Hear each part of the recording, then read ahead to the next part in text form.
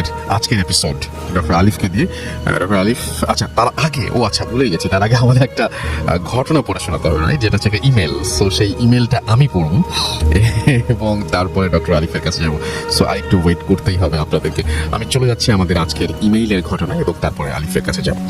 আমার কাছে এসছে অনেকগুলো ঘটনার মধ্যে আমি এই ঘটনাটা আমি সবার আগে বলতে যাচ্ছি, আপনাকে যেটা একটু আগে শোনালাম। হ্যাঁ প্লিজ। তো এই ঘটনাটা ঘটে হচ্ছে, আমি তার নামটা ছদ্মনাম হিসেবে ইউজ করছি কারণ সে কোথায় আছে আমি বলার পারমিশন পাইনি। তার নাম খোকন দিলাম এবং তার ফ্রেন্ডের নাম দিলাম জাকির। তো এটা আর্লি 90s ঘটনা, 90 শুরুর দিকে আর কি। নীলফামারী জেলার বালাগ্রাম একটা গ্রাম আছে, সেইখানে জলঢাকা থানা বালাগ্রাম টাইপের একটা গ্রাম, সেইখানে ঘটনা আর কি। এটা জুলাই মাসের ঘটনা এবং তার কিছু ব্যাকগ্রাউন্ড হিস্ট্রি আমি দিচ্ছি। যে লোকটা ঘটনা বলেছেন তিনি আগে প্রাইমারি স্কুল শেষ করে ওই মুহূর্তে আপনার একটা মাদ্রাসায় ভর্তি হন। তার বাবা মা অসচ্ছল ছিলেন, বাবা মা বাসার থেকে অনেক দূরে একটা মাদ্রাসায় দেন এবং মাদ্রাসার মধ্যে ছিল হচ্ছে 12 জন ছাত্র এবং একজন শিক্ষক।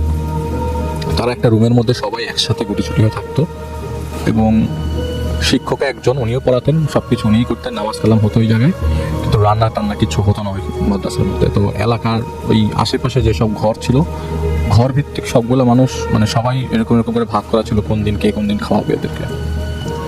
তো ঘটনার দিন ছিল বৃহস্পতিবার। সেদিন বৃহস্পতিবার হওয়ার কারণে মাদ্রাসা পরের দিন শুক্রবারের জন্য সবাই যেসব মানে ছাত্রগুলা ওখানে ছিল তাদের বাসা যাদের কাছাকাছি, ওরা ওদের নিজেদের বাসায় চলে যায় আর থাকে শুধুমাত্র এই খোকন সাহেব এবং তার ফ্রেন্ড জাকির। ওই সময় তারা থেকে যায় বাসায় এবং ওই মাদ্রাসায় থেকে যায় এবং মাদ্রাসায় ওই দিন মানে বৃহস্পতিবার দিন ঈশার নামাজ শেষ করে হুজুর তার নিজের বাড়িতে চলে যায় এবং যাওয়ার আগে বলে যায় যে যেহেতু আমি চলে যাচ্ছি, তোমরা যদি কেউ নক টক করে তোমার দরজা খুলো না, আর পরিচয় না নিয়ে দরজা খুলবা না। কারণ অনেকেই দেখা যায় যে ঈশার নামাজের পরে এসে রাত্রেবেলা ওইখানে থাকতে চায়, ঘুমাতে চায়, অনেকেই আছে, তাদের থাকার জায়গা নেই, এরকম অনেকেই আপত্তি করে আর কি। তো ওনারা বলেছে ঠিক আছে। তো ওই দিন আবার যেই বাসায় খাওয়ার কথা ছিল, ওনারা দুজন ওই বাসায় খেয়ে দিয়ে মাদ্রাসায় এসে ঘুমিয়ে পড়ে গল্প করতে করতে। এবং সেদিনের রাতটা ছিল এতটা ডিফারেন্ট একটা রাত যে আকাশে মেঘ চমকাচ্ছে, অনেক জোরে জোরে শব্দ হচ্ছে, তার আকাশটা কেমন লাল হয়ে আছে, মানে ক্লিয়ারলি সব কিছু ভিজিবল। ওনারা বাড়িটা মানে ওই বাসা থেকে খেয়ে আসার সময় মাদ্রাসা আসার পথে দেখা যায় অলমোস্ট দেখাই যাচ্ছে, মানে টর্চ লাগছে না আর কি। গ্রামের রাস্তা দিয়ে হাঁটার সময় ওই জায়গায় ইলেকট্রিসিটি ছিল না, তো ওরা মাদ্রাসায় আসার পরে মোমবাতি পায় নাই, মানে টর্চ লাইট ছিল, কতক্ষণ জ্বালিয়ে রাখবে। চার্জেরও একটা বিষয় আছে, কারণ টর্চ লাইটটা তো আপনার ব্যাটারিতে চলে, কতক্ষণ পরে আবার কখন ব্যাটারি কিনতে হবে। যাই হোক, ওনারা জিনিসটাকে আগলে রাখে এবং সব কিছু বন্ধ টন্ধ করে শুয়ে পড়ে গল্প করতে করতে এক পর্যায়ে ঘুমিয়ে যায়। চন্দ্র মতো লেগে আসে হঠাৎ। ওই সময়টা কয়টার দিকে এটা উনি প্রপারলি মনে করতে পারছেন না যে এটা কয়টার দিকে হতে পারে, কিন্তু হঠাৎ করে দরজায় ঠক ঠক করে শব্দ আসে। শব্দটা খুব জোরে জোরে আসে এবং বাড়ি থেকে চিৎকার করছে, এই খোকন গেট খোল। উনি খুব মানে অবাক হয়ে যায়, এত রাতের বেলা। তো ভয়েস শুনে মনে হচ্ছে যে হুজুরের শব্দ, ওনাদের যে ওস্তাদ যে হুজুর ওনাদেরকে পড়া এখানে থাকে, ওনার মাদ্রাসা এটা। তো ওরা কি করলো, মানে ওই উঠে গেল, জাকির যে ছেলেটা ওর ফ্রেন্ড, ও ঘুমাচ্ছে। ওর একটা সমস্যা, যদি ঘুমায় যায় ওকে উঠানো যায় না। তো দরজা খুললো এবং লোহার দরজা খোলার পরে দেখলো যে বিদ্যুৎ চমকাচ্ছে এবং ওই চমকানের মানে আলোতে বোঝা গেল না এটা হুজুর এসছে এবং পুরাটা দেখেই বোঝা যাচ্ছে যে হুজুর এসছে। তো বলছে যে চল, একটা বিয়ের দাওয়াত আছে, বিয়ের খাবার একটা জাকির কথা হলে, ও তো ঘুমাচ্ছে, ওরা ডাক দে, ওকে উঠা। তো উনি কি করলো, মানে হুজুরের ধমকের শব্দে এক শব্দে যে তাড়াতাড়ি রেডি হয়ে গেল এবং জাকির কোঠালো যে একটা বিয়ে খাবো, হুজুর আসছে। তো হুজুর আবার জোরে বলছে বিয়ে খাবো, তুই ওঠ। তো সাথে সাথে রেডি হয়ে গেল। ওই ছেলেটা আবার ঘুমন্ত অবস্থায় আর কি, এমন যে ও একদম খুব উঠে গেছে এরকম কিছু না, ঘুমন্ত অবস্থায় ভয় দাঁড়িয়ে গেছে আর কি। হুজুর কিন্তু ভয় পায় সবাই। তো ওরা কি করলো, হুজুরের সাথে হাঁটা ধরলো, তালা মেরে হুজুরের সাথে আগাচ্ছে। এমন সময় হুজুর বললো, ওই যে সামনে ভ্যানটা আছে, ভ্যানটা থেকে ওঠ। তো ওই মুহূর্তে হুজুর ভ্যানে উঠে গেছে এবং উনি ভ্যানে উঠতে যাবে। তো এই যে জাকির ছেলেটা যে বন্ধুটা সাথে ছিল, ও না ঘুমাচ্ছিল দাঁড়ায়, উঠছিল না। তো ওই মুহূর্তে এই ভাইটা মানে বললো যে এই, মানে হেসে গেছে আর কি। তো ওই সময় মানে হাসি পেয়ে গেছে যে দাঁড়ায় ঘুমাচ্ছে। তোমার হুজুর বিশাল একটা ঝাড়ি দিছে, এই কি দুষ্টামি করতেছিস কেন। ওই মুহূর্তে উনি বললো যে ভাই আমি যেটা পেলাম আর কি, সেটা হচ্ছে ওনার গায়ের থেকে এত বাজে গন্ধ আসছিল এবং মুখ থেকে যখন কথা বললো আরো বিকট, আরো কটকটে পচা গন্ধ আসলো এবং বমি হওয়ার মতো অবস্থা। আমি কি করলাম, জাকির উঠতে গেল, তখন উনি বললো এই জাকিরকে তুই মাদ্রাসায় রেখে আয়, ওর যাওয়ার দরকার নেই, তুই আমার সাথে চল। তো উনি কি করলো, জাকিরকে রেখে আসলো, বলছে যে এটা তো ইটস নট এটা আসলে স্বপ্ন না, আমি হাঁটছি, আমি ধরছি, হুজুরের ঝাড়ি খাচ্ছি, জাকিরকে ঘরে তালা মেরে আসছি, এটা স্বপ্ন না। স্বপ্ন মাঝে মধ্যে আমি ভেঙে ফেলি, মানে উনি বলছে যে স্বপ্ন মাঝে মধ্যে আমি ভেঙে ফেলি। তো যাই হোক, উনি হুজুরের সাথে ভ্যানে ওঠে এবং ভ্যানে ওঠার পরেই হুজুরের গাড়ি থেকে এরকম বাজে গন্ধ আসছিল। তো হুজুর তো সবসময় আতর মেখে চলা মতো লোক, ওনার গাড়ি থেকে এত বাজে গন্ধ কেন আসবে? আর বিয়ের সাথে গেলে তো পচা গন্ধ আসার প্রশ্ন আসে না। কিন্তু এত প্রশ্ন করার এত চান্স নাই, কারণ হুজুর ওনাদেরকে প্রচন্ড, মানে হুজুরকে ওরা প্রচন্ড ভয় পায়। উল্টাপাল্টা কিছু জিজ্ঞেস করলে কি কোথা থেকে কি ধরে বসে, তো পেটানি দেয় নাকি, চুপচাপ ছিল। একটা পর্যায়ে প্রায় আধা ঘন্টা 45 মিনিট উনি ভ্যানের মধ্যে ছিলেন। রাত কয়টা বাজে এইটার কোনো আইডিয়াই ওনার নাই। ওই মুহূর্তের সাথে টর্চ লাইট ছিল। তো একটা পর্যায়ে ওনাদের ওই এলাকায় একটা নাম করা শ্মশান ঘাট ছিল। ওই শ্মশানের পাশে তারা এসে ভ্যানটা থামায়। ভ্যানটা থামানোর পরে হুজুর বলে, এবং উনি শ্মশানের কথা বলে, যে শ্মশানটা এত পুরানো যে লক্ষাধিক মানুষের শেষকৃত্য সম্পন্ন হয়েছে, এত পুরাতন কবর, মানে এত পুরাতন শ্মশান ঘাট আর কি। তো হুজুরও হঠাৎ করে বললো যে তুই এখানে দাঁড়া, একটা লাশ নিয়ে আসবো, ওই লাশটা নিয়ে আসার পর দোয়া কালাম পড়তে হবে, 500 টাকা পাবে। তো তখন 500 টাকা 50 লাখ টাকার সমান ওর কাছে। অসচ্ছল ফ্যামিলি, 500 টাকা পাওয়া মানে 2 মাস চলা। মানে যত কিছুই হোক 500 টাকা লাগবে, যেভাবেই হোক। হুজুর যেটা বলে সেটাই, দাঁড়ায় থাকবে ওই জায়গায়। এরকম ডাক, মানে বাচ্চা কাচ্চা তখন 13-14 বছরের একটা ছেলে। হুজুর ওই মুহূর্তে ভ্যানটা নিয়ে চলে যায় এবং সে ওই জায়গায় দাঁড়িয়ে থাকে। এক পাশে শ্মশান আর এক পাশে ঘন জঙ্গল, আর বাম পাশে আপনার পিছন সাইডে ধান ক্ষেত, এবং আকাশ তো পুরো লাল হয়ে আছে, মেঘ আর কি, আকাশে অনেক মেঘ। এমন সময় হুজুর আসে, অনেকক্ষণ দাঁড়িয়ে থাকে, এবং একটা বাচ্চা মানুষ এরকম কখনো বলে যে আমি কখনো গ্রামে এতক্ষণ এক জায়গায় এতক্ষণ দাঁড়িয়েছিলাম না। হুজুর আসে, একটা লাশ নিয়ে আসে ভ্যানে করে। ভ্যান চালকটা ওই মুহূর্তে ওই জায়গা থেকে হেঁটে চলে যায়, এবং যে লাশটা নিয়ে আসে সেই লাশটা একটা বস্তার মধ্যে রাখা, এবং বস্তা থেকে রক্ত চুয়েছে পড়তেছে, সেটা তো আমি ক্লিয়ারলি বুঝতে পারছি, দেখাই যাচ্ছে।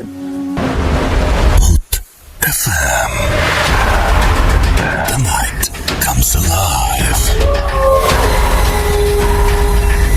বিশ্বাস করা না করাটা আপনার ব্যাপার। ইয়েস, বিশ্বাস করা বা না করাটা আপনার ব্যাপার। Listening to radio 4 FM। আমি চলে যাবো এখন আমাদের দ্বিতীয় অতিথির কাছে, এবং তার কাছ থেকে ঘটনা শুনে আসবো আমরা, এবং চমৎকার ঘটনা, আপনারা শুনে অনেক মজা পাবেন। চলুন শুনে আসি আপনার আমাদের তৃতীয় ঘটনা দ্বিতীয় অতিথির কাছ থেকে। ওকে, আসসালামু আলাইকুম। ওয়ালাইকুম আসসালাম। আসসালামু আলাইকুম লিসেনার, আমি সাকওয়াত বাবুল, পুরন ঢাকা থেকে। জি, অনেকদিন পরে রাসেল ভাইয়ের আমন্ত্রণে এসেছি। হ্যাঁ বাবুন ভাই, আপনি অনেকদিন পরে এসেছেন, এবং অনেক বছর হবে বোধহয় আসলে। জি। হ্যাঁ সেটাই। আসলে কাজের ব্যস্ততার জন্য আসা হয় না। তবে মাঝে মাঝে আসবেন, আমাদের ভালো লাগে। ইনশাআল্লাহ আসবো। জি। একবার শুরু করলে আসলে ভূত এফএম আমাদের প্রাণের অনুষ্ঠান। সেটাই। তো এটা ছাড়া আসলে আমরা থাকতে পারি না। প্রতিদিন রাতে যে ঘুমাতে গেলে ভূত এফএম খালের সাথে বাজাইতে হয় আর কি। না বাজে এটা ভূত, আমি আসলে ভূত এফএম শুনে শুনে ঘুমাই, সত্যি কথা। আমার মোবাইল চেক করলে আপনি দেখবেন সবসময় ভূত FM শুনে। তো আমি আমার ঘটনা শুরু করি। জি। তো আসলে যে মানুষের জীবনে অনেক অপাতি ঘটনা ঘটে যায়, যেগুলো আসলে বিশ্বাস না করে কোনো উপায় থাকে না। তো আমি যে ঘটনাটা প্রথম বলবো সেটা হচ্ছে আমার নিজের সাথে ঘটে যাওয়া এই কিছুদিন আগে, মানে গত 1-1.5 মাস আগের একটা ঘটনা। তো সেদিন ছিল শুক্রবার। আমি সন্ধ্যার আজান পড়ে গেছে, আমি অজু করে আমার বেডরুম থেকে জায়নামাজটা হাতে নিয়ে চিন্তা করছি ড্রয়িং রুমে যেয়ে আমার নামাজটা, আমি কাজটা করি আর নামাজটা পড়বো আর কি। তো ঠিক আমি ড্রয়িং রুম থেকে, আমার বেডরুম থেকে হেঁটে যখন আমি ড্রয়িং রুমের মাঝখানে এসেছি, ডাইনিং স্পেসে এসেছি, তখন ডাইনিং স্পেসে আমি এরকম সময় দরজায় নক হয়েছে আমার। তো দরজায় নক হলো, 1-2বার টক টক টক টক করে নক হলো। তো আমি বললাম যে কে, আমি ডাইনিং থেকেই বললাম যে কে, কোনো শব্দ হলো না। তো আমার এক হাতে জায়নামাজ, আমি দাঁড়িয়ে আছি ডাইনিং স্পেসের মাঝখানে, চেয়ারটা কাছাকাছি। তো আমি হেঁটেই ওইখান দিয়ে চলে যাবো ইয়াতে, আপনার মেন ডোরটার কাছে আমার। তো আমি আবার বললাম কে, কোনো শব্দ নেই। তারপর আরেকটু কাছে যেয়ে যখন জিজ্ঞেস করলাম কে, তখন বাইরে থেকে শব্দ আসলে, এই বাবন দরজাটা খুলো। তো দরজাটা আমি ঠিক চিনতে পারলাম না যে কে ডাকলো, কিন্তু স্পষ্টভাবে ডাকলো, এই বাবন দরজাটা খুলো। তো দরজাটা খুললাম, দরজাটা খুলে দেখলাম আমি আমার শ্বশুর দাঁড়িয়ে আছেন। তো শ্বশুর দাঁড়িয়ে আছেন, তার পিছনে 2টা ব্যাগ নিয়ে তার ড্রাইভার, তার ঠিক বাম পাশে তার ছোট মেয়ের যে একটা ছেলে আছে সে, আর তার পাশে আরেকটা মেয়ে দাঁড়ায় আছে একই বয়সে। তো 8-10 বছর হবে, দুজনের খুব হেলদি একটু স্বাস্থ্য। তো দাঁড়াচ্ছে, আমি সালাম দিলাম, বাবা আসসালামু আলাইকুম। তো উনি বললেন ওয়ালাইকুম আসসালাম, কেমন আছো তুমি? আমি বললাম জি ভালো আছি। বাবা আপনি কেমন আছেন? তো আমাদের কুশল বিনিময়ের পরে বললাম যে বাবা আসেন, আমাদের আবার গেটটার মাঝখানে আবার একটা গ্রিলের মতো আছে, যেটাতে আমরা সিকিউরিটির জন্য, ওইটা খুলে দেওয়ার পরে গেটটা ওপেন হয়ে যায়। তো আমি ওইটা খুলে দিলাম, বাবা ভিতরে আসলে। তো আমি ড্রয়িং রুমে ঢুকে গেলাম, যে যেহেতু আমি ড্রয়িং রুমে নামাজ পড়বো। তো আমি দেখলাম যে বাবার পাশে যে ছেলেটা দাঁড়িয়েছে সেটা হলো আমার ছোট শালিকার আর কি ছেলে, নাবেদ, একটু হেলদি ছেলেটা দেখতে, একটু কালো। তো তার পাশে যেই মেয়েটা দাঁড়ায় আছে একই বয়সের, এবং সে একটা শর্ট স্লিভ জামা পরে আছে, চুলগুলো ঘাড় পর্যন্ত কাটা, আমার দিকে তাকায় হাসতেছিল। আর নাবেদও আমার দিকে তাকায় আছে। তো আর পিছন থেকে ড্রাইভার আমাকে বললো দুলাভাই আসসালামু আলাইকুম, কেমন আছেন? আমি বললাম হ্যাঁ, তুমি কেমন আছো রফিক, আসো ভিতরে আসো। তো আমি ভিতরে বাবা আসেন বলে গেটটা খুলে দিয়ে আমি ড্রয়িং রুমে চলে গেলাম। কিন্তু আমি নামাজে যাইতে চিন্তা করতেছি এই মেয়েটাকে, কারণ ওকে আমি কখনো দেখি না, এরা আমাদের ফ্যামিলির মানুষ, সবাইকে আমি চিনি মোটামুটি। তো নামাজে দাঁড়াইতে তখন আবার চিন্তা করলাম হয়তো আমার এই শালির হাজবেন্ডের ফ্যামিলির কেউ হবে, তার ভাই অথবা তার কোনো রিলেটিভ, তাদের হয়তো নাবেদ যেহেতু আসছে তো তার সাথে আসছে। তো আমার বাবা, আমার শ্বশুর আমার বাসায় আসলে কিন্তু খুব একটা বেশিক্ষণ থাকেন না, 2-3 ঘন্টার মতো থাকেন, মেয়ের সাথে গল্প টল্প করেন, মেয়ের সাথে কিছু কাজ টাজ আছে বাড়ি সংক্রান্ত, তো সেগুলো নিয়ে তারা আলোচনা করে তারপরে চলে যায়। তো আমি নামাজের মধ্যে ওই বাচ্চা মেয়েটার কথা ভুলতেই পারতেছিলাম না। বারবার আমি স্লো করতেছিলাম, আমার বারবার চিন্তা করতে আসতেছিল যে মেয়েটা কে। আমি তো চিনতে পারলাম না। তো নামাজ শেষ করলাম, নামাজ শেষ করে যখন আমি ফরজ নামাজ শেষ করে আপনার সালাম ফিরে দেখে আমার ওয়াইফ আমার পিছনে এসে দাঁড়ায় আছে। তো আমি আমার ওয়াইফকে জিজ্ঞেস করলাম এই মেয়েটা কে। তো আমি তখনও সুন্নাত নামাজ আমার বাকি আছে। তো আমার ওয়াইফ বললো যে কোন মেয়ে? আমি বললাম এই যে নাবেদের পাশে দাঁড়ায় ছিল যে মেয়েটা আসছে, মেয়েটা বলে নাবেদের সাথে তো কোনো মেয়ে আসে নাই, তুমি কি দেখলাম? আমি বললাম কি বলো তুমি? আমি তো বসার থেকে দাঁড়ায় বললাম যে এই কি বলতো, তুমি আমার সাথে ফান করতেছো? আমি নামাজের মধ্যে দাঁড়ায় আছি, তুমি এটা কি বলতেছো? একটা বাচ্চা মেয়ে দাঁড়ায় ছিল নাবেদের সাথে, আমার দিকে তাকায় হাসতেছিল। এবং রাসেল ভাই বিশ্বাস করেন, এই যে এখন যে আমি তাকে বলতেছি আপনাকে এই ঘটনাটা, আমি মেয়েটাকে দেখতেছি, মানে এত জীবন্ত। তো আপনি এখনো দেখতে পাচ্ছেন? এখনো দেখতে পাচ্ছি। আচ্ছা, okay. আমি এখন ওই সিনটা দেখতেছি যে মেয়েটা, আমার শ্বশুর দাঁড়ায় আছে পাঞ্জাবি পরে, তার পাশে নাবেদ এবং তার পাশে মেয়েটা, মানে তিনজনের দরজাটা বন্ধ হয়ে গেছে, ব্লক হয়ে গেছে, আর পিছনে ড্রাইভার দাঁড়ায় গেছে। তো মেয়েটাকে আমি দেখতেছি, আমার দিয়ে তাকায় পরিষ্কার হাসতেছে। আর নাবেদ যেমন আমাকে দেখলে একটু সবসময় একটু কিরকম জড়ো থাকে, ওরকম একটু হয়ে গেছে। তো মেয়েটা আমার চারিদিকে তাকায় হাসতেছে। আমি বললাম কি বলতেছো তুমি? আমি দেখলাম যে মেয়েটা নাবেদের সাথে দাঁড়ায় ছিল, এবং মেয়েটাকে আমি তো আগে কখনো দেখি নাই, কার যে মেয়ে। তো আমার ভাই বলে যে এই তুমি নামাজ শেষ করো, তো আমার নাবেদের সাথে কেউ আসেনি। তো আমি তাড়াতাড়ি সুন্নাত নামাজটা শেষ করলাম, কিন্তু আমি মেয়েটার কথা বলতেই পারলাম না। এবং আমি একটু অনুভব করলাম যেন যখন আমি নামাজে দাঁড়াইছিলাম ওরা যেন হেঁটে গেল, ওই মেয়েটাকেও দেখলাম যে আমি আমার ভিতরে ঢুকলো, আমার বাসার ভিতরে ঢুকলো। তো আমি নামাজটা শেষ করে আমি গেলাম হলো আমার আমি আমার বেডরুমে দেখলাম যে বাবা ওইখানে চেয়ারে বসে নামাজ পড়তেছে। আমার ওয়াইফ আমার কিচেনের মধ্যে, আমি ওকে যা পিস দিয়ে বললাম এই তুমি কি সত্যি আমার সাথে ফান করতেছো না? মেয়েটা কে বলো? তুমি কি বলতেছো, কি না কি দেখছো? আসলে কি এরকম কোনো মেয়েই তো আসে নাই। বাবা আসছে, রফিক 2টা ব্যাগ দিয়ে গেল, এই যে ডাইনিং টেবিলের উপরে রাখা আছে ব্যাগ 2টা, এই আমার শাশুড়ি আর কি এইটা ওইটা রান্না করে পাঠায় সবসময়। তো এই যে 2 টেবিলের উপরে রাখছে, আর হলো বাবা তো নামাজ পড়তে, আর নাবেদ তো এই যে এই ঘরে, তো তোমার ছেলের ঘরে পড়তেছে, টিভি দেখতেছে। তো আমি বললাম যে না, আমার তো মিলাইতে পারতেছি না। আমি করি না, আমি স্পষ্ট দেখছি, আমি এরকম ভুল দেখতেই পারি না, কারণ এটা ভুল দেখার মতো একটা সময় না। মানুষ তো অন্ধকারে বা অন্যরকম কিছু একটা মোমেন্টে দেখে ঘুম থাকে। আমি এখন পুরো সেন্সের মধ্যে আছি, আমি পুরো সজ্ঞানে আছি, এখন তো অজ্ঞান না, বা আমি একটা কিছু দেখবো যে হ্যালুসিনেশন হবে আমার। তো আমি বললাম যে না মিলা, এটা ঠিক না, আমি দেখছি কাউকে, তুমি একটু চেক করে থাকো। তো আমি নাবেদের কাছে গেলাম, নাবেদের কাছে জিজ্ঞেস করলাম এই নাবেদ তোমার সাথে মেয়েটা কে আসছে? নাবেদ আমার দিকে বলে খালু আমার সাথে তো কেউ আসে নাই। হ্যাঁ, আমি নানা ভাইয়ের সাথে আসছি। তো আমি এই ঘর ওই ঘর, আমি মনে করলাম যে আসলে কি আমার সাথে মিতা একটু দুষ্টামি করতেছে, নাবেদকে হয়তো শিখাই রাখছে। তো আমি এই ঘর ওই ঘর, আমার 3-4টা ঘর আমি পুরো ঘর খুঁজে দেখলাম যে না, আসলে কেউ নেই, মানে ওই রকম কেউই আসে নাই। তাহলে আমি কাকে দেখলাম আসলে? তো আমার মনের ভিতরে আসলে যেই জিনিসটা জাগলো যে আমি এরকম জলজান্ত একটা মেয়েকে দেখলাম আমার চোখের সামনে, দরজা খুলে আমার দিয়ে তাকায় আসতেছে। আমি তার সাথে সাথে আমার ইয়াতে চলে গেছি, দরজাতে চলে গেলাম।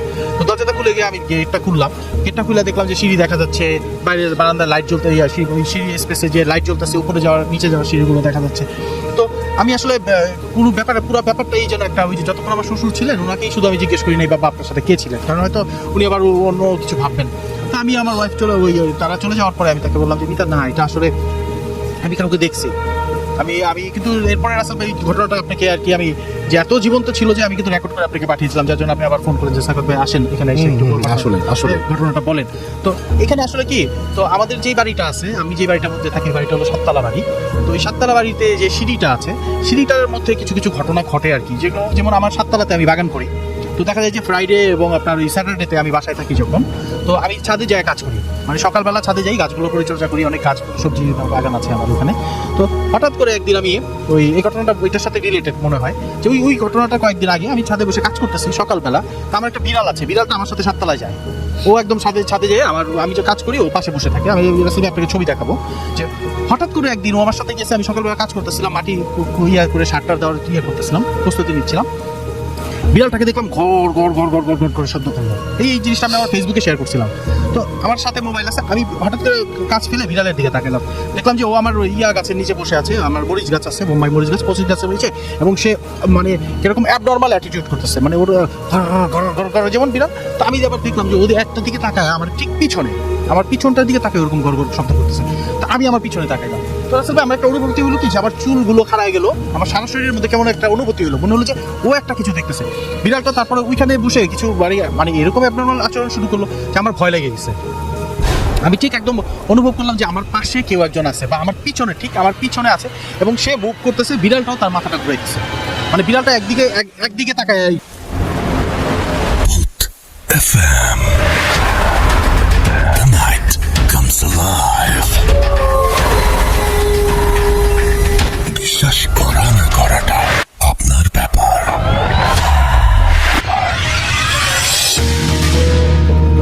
ওয়েলকাম ব্যাক, শুনছেন রেডিও ফুর্তির এফএম, আমি রাস্তেল আছি সাথে, এবং চলছে ভূত এফএম। আমাদের সঙ্গে আছেন আমাদের আজকের অতিথিরা।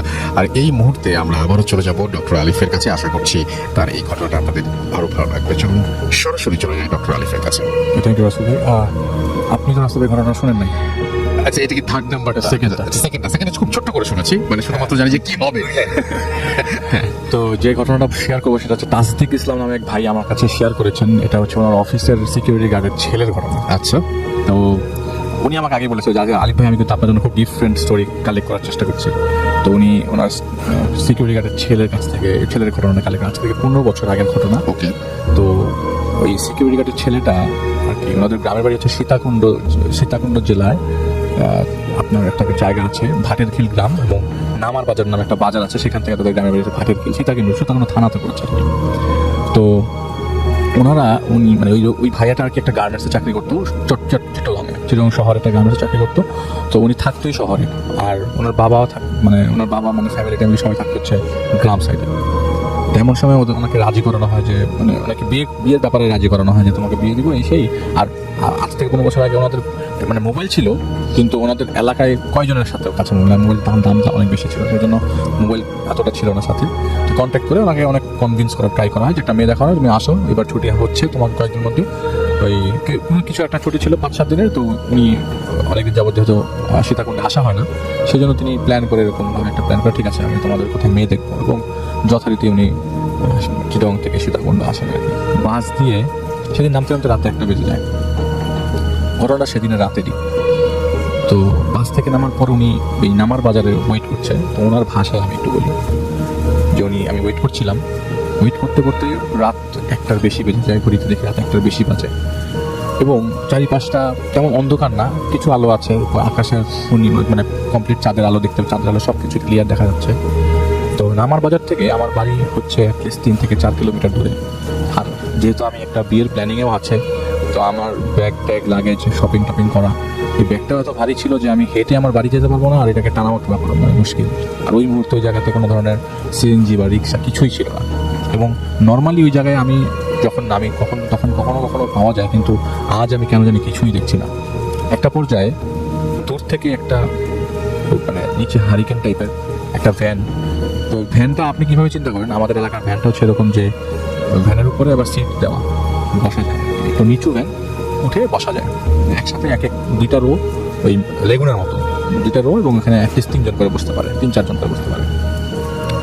উনি দেখলেন যে হারিকেন চালানো অবস্থায় একটা ভ্যান তার দিকে আসছে, সামনে আসে, এবং জিজ্ঞেস করি যে আমি কী ব্যাপার, এই ভ্যানটা আমার দিকে কেন আসছে। এবং ভ্যানটার পিছনে একটা জিনিস রাখা, সাদা কিছু টাইপের, দূর থেকে মনে হচ্ছিল। কাছে আসার পর জিজ্ঞেস করলাম, মানে কাছে আসার পর আমি ক্লিয়ার হলাম ভ্যানটা একটা কাপড় মোড়ানো লাশ নিয়ে আমার সামনে এসছে। আমি খুব হতভম্ব হয়ে যাই, আমার এসব জিনিস ভয় লাগে না, আমি এত ভয়ের মানুষ না, আমি এগুলিতে ভয় পাই না। লাশ আসছে তো কী হয়েছে, কিন্তু আমি দাঁড়িয়ে আছি যে আমি কিছু পেলে সাথে যাব, কিন্তু এর সাথে আমি যাবো না। কিন্তু ওই মুহূর্তে লোকটা আমাকে জিজ্ঞেস করে, আসলে আমি কিন্তু তার ভাষায় বলছি আর কি, লোকটা আমাকে জিজ্ঞেস করে যে আপনি কি কোথায় যাবেন, চলেন আপনাকে আগাই দিই। তো উনি বলে যে না, আমি আপনার সাথে যাবো না। আর আপনার সাথে এটা কি, আপনার সাথে তো দেখি লাশ। বলে যে ভয় পাবেন না, এটা কোনো কিছু না, আপনি ওঠেন না, আপনি কোথায় যাবেন, আমিও তো একা, আপনাকে নামাই দিব, ভাড়া যা আসে তাই দিন, আপনি কই যাবেন বলেন তো। বলে যে আমি ভাটের খিল যাবো। বলে যে ভাটের খিল তো আমিও যেতেছি, চলেন আপনাকে আমি নিয়ে যাবো। তো উনি অনেক কিছু চিন্তা করলো যদি এই ব্যাগ নিয়ে যাওয়া সম্ভব না, তো উনি কি করলো, ভ্যানের মধ্যে উঠলো, উঠে দেখলো লাশের পাশে একটা ব্যাগ রাখা, মানে কারো ব্যাগ মনে হচ্ছে যে মানে কেউ একটা ব্যাগ নিয়ে রেখে গেছে লাশের সাথে। তো উনি কি করলেন, সাথে মানে ভ্যানে উঠলো, ভ্যানে ওঠার পরে ওনার লাগেজে উঠানোর পরে বলে চলেন। তো চলতে চলতে একটা পর্যায়ে ওই যা গ্রামটা, ওই ভাটেরখিল গ্রামটা, এখানে মানুষজন তার পরিচিত, এলাকার লোকজন তার পরিচিত, এবং ইভেন কি যে ভ্যানওয়ালাও তার পরিচিত। এই ভ্যানওয়ালাটা তার কাছে সে আগে কখনো দেখেন না। তো ওই ভ্যানে উঠে যায় এবং ভ্যান দিয়ে রওনা দিয়ে দেয়। তো তাদের বাড়িতে যেতে দুটো রাস্তা পড়ে, একটা হচ্ছে ভালো রাস্তা, একটা একটু ভাঙা রাস্তা, ওইটা ভুইয়া রাস্তা বলে। তো ভালো রাস্তা দিয়ে যাবে এরকম কিছু বলার আগেই তিনি মানে চলন্ত অবস্থায় ওই আপনার যে চালকটা তাকে জিজ্ঞেস করলো যে কি ব্যাপার, তো এই লাশ কোথার থেকে পাইলাম? ওই যে এই লাশটা আমাকে থানা থেকে দিছে। লাশের সাথে ব্যাগ দেখতেছেন না, এই ব্যাগের মধ্যে লাশের পরিচয়, অ্যাড্রেস ঠিকানা আছে, আমি এটা পৌঁছাই দিব। বলে যে কোথায় পৌঁছাই দিবা? বলে যে আপনাদের এলাকায় যাবে, আপনি টেনশন করেন না, আপনি চলেন, আপনি ভয়টাই পায় না। বলে ভয় পাওয়ার কোনো বিষয় না, কিন্তু কথা হচ্ছে একটা লাশের সাথে যাইতেছি, আমার তো মানে এরকম অভিজ্ঞতা আগে কখনো হয় নাই। তো উনি আসলে ভয় কাটানোর জন্য এবং কোনো কিছু তাকে অ্যাটাক না করে এই জন্যই সে কনভারসেশন চালিয়ে যাচ্ছিল ভ্যানওয়ালার সাথে। তো কনভারসেশন চালানো অবস্থায় ভ্যানওয়ালা যে কখন ভুইয়ার ওই রোডটা দিয়ে ঢুকে গেছে উনি জানেন না। ওই রোডের এক পাশ হচ্ছে খাল, মানে ক্যানেলের মতো, আরেক পাশ হচ্ছে বাঁশঝাড় টাইপের অনেক গাছগাছালি, এবং ওই পাশ থেকে কাউকে দেখাও যায় না, কেউ যদি হেঁটেও যায় মানে দিনের আলোতেই ঠিক মতো দেখা যায় না, রাতের বেলা তো আরো অন্ধকার। মানে চলতে চলতে এক পর্যায়ে দেখলো যে ভ্যানওয়ালা তো কোনো কথাবার্তা বলছে না, তো এরকম অবস্থায় ভ্যানওয়ালার সাথে কথা বলা দরকার। আর লাশটা পাশে, আপনি যদি একটা ভ্যানের পাশে আপনার সাথে লাশ থাকে রাত্রে একটার দিকে, আপনি কি চিন্তা করবেন? ওনার সাহসের অবস্থা বোঝেন, উনি কতটা সাহস নেই ভ্যানে ওঠে। এক পর্যায়ে উনি দেখেন যে ওনার ভ্যানের সামনে দিয়ে একটা বোরকা পরা মহিলা হেঁটে যায়। তো এই তো রাতের বেলা বোরকা পরা মহিলা ক্লিয়ারলি রাস্তা ক্রস করে গেল। প্রথমে উনি তেমন একটা আমলে নেন না যে রাত্রেবেলা হয়তো কেউ যেতে পারে। তো কথা বলতে বলতে এক পর্যায়ে জিজ্ঞেস করি যে কাহিনী কি? বলে যে সীতাকুণ্ড থানা থেকে লাশটা দিছিল আমাকে, এটা এখন পৌঁছাই দিব। এখন কথা হচ্ছে যে আপনি ওই আশেপাশে যা দেখতেছেন তা কিছু মানে ধরে নিয়েন না। হঠাৎ করে বলতে আরেকটা মহিলা তার সামনে দিয়ে ক্রস করলো, এবং তিনি দেখলেন যে মহিলাটা ক্রস করে উনি পিছনে তাকালো যে মহিলাটা পিছনে রাস্তা দিয়ে হেঁটে চলে যাচ্ছে। এর মাঝখানে তারা কিন্তু ভুইয়া রোডে ঢুকেছে। বলে রাখি যে এলাকার লোকজনরা এই ভুইয়া রোডে তেমন একটা রাত্রেবেলা কেউ প্রবেশ করে না, কারণ ওইখানে অনেক উল্টাপাল্টা ঘটনার বিবরণ আছে অনেকের কাছে। তো উনি যে রাস্তাতে ঢুকে গেছে উনি বোঝেন নাই। তো উনি কথা বলতেছে একটা পর্যায়ে দেখে যে আরেকটা মহিলা, 3 নম্বর মহিলা রাস্তা ক্রস করে। তখন আপনি কি কিছু দেখলেন, খেয়াল করছেন? বলে যে আমি কিন্তু আপনাকে আগেই বলছি যে আপনি যাই দেখতেছেন এগুলি ওভারলুক করে যান, এগুলো কিছু খেয়াল করেন না, যাই দেখেন। আর একটু সামনে আগানোর পরে এরকম করে কয়েকবার তাদের সামনে দিয়ে এরকম মহিলা, একটা বোরকা পরা মহিলা, একজন মহিলা বারবার ক্রস করে যাচ্ছে। তো উনি জিজ্ঞেস করে আচ্ছা ভাই কাহিনী কি? উনি চিন্তা করে মনে মনে যে যদি কোনো লাশ এরকম ভাবে থানার মধ্যে থাকে এবং লাশের সাথে যদি কোনো অ্যাড্রেস থাকে, আচ্ছা ভাবলাম এটা একটা বেওয়ারিশ লাশ, অ্যাড্রেস থাকলে তো থানা থেকে ফোন দিবে অ্যাড্রেসে বা কন্ট্যাক্ট করা হবে যে আপনার লাশ আসে নিয়ে যান, তাকে কেন লাশটা কেন ভ্যানের মধ্যে চড়িয়ে দিবে? তাকে সে কে? তো ওনাকে জিজ্ঞেস করলাম আপনি কি থানার কেউ নাকি? বলে না আমি থানার কেউ না। তাহলে লাশটা নিয়ে আপনি কোথায় যাচ্ছেন? ভাই একটা কথা বলি, লাশের কিন্তু মাথা নাই। এইটা শোনার পর উনি এখন ঘাবড়ে যাচ্ছে। তো মাথাটা নিচু করে ডান দিকে তাকাতে দেখে তার পিছনে 4 জন মহিলা বোরকা পরা বসে আছে ভ্যানের মধ্যে, এবং এটা হচ্ছে বুঝতে পারছিল ভ্যানটা অনেক ভারী লাগছিল, ওনার টানতে কষ্ট ছিল, যে ভ্যানওয়ালা ওনার টানতে খুব কষ্ট ছিল। আপনি ভ্যান রিক্সাতেও চললে বুঝতে পারবেন যে রিক্সাওয়ালা আপনাকে নিয়ে কত স্মুথ যাচ্ছে, বা আপনার সাথে কেউ থাকলে তার টানতে। ধন্যবাদ রাসেল ভাই আবার আমন্ত্রণ জানানোর জন্য। তো আজকে এখন ঘটনাটা আমি শেয়ার করব, সেটা হচ্ছে আমার এক বন্ধুর ফ্যামিলির সাথে ঘটে যাওয়া, তোমার আম্মুর সাথে। তো ঘটনাটা শুনে আমার কাছে একটু অন্যরকম লেগেছে, কারণ আসলে অনেক কিছু জিনিসগুলো আছে, এরকম কিছু জিনিসগুলো আছে যেগুলো আমরা নিজের সাথে না ঘটলে আমরা বুঝতে পারি না, ঠিক?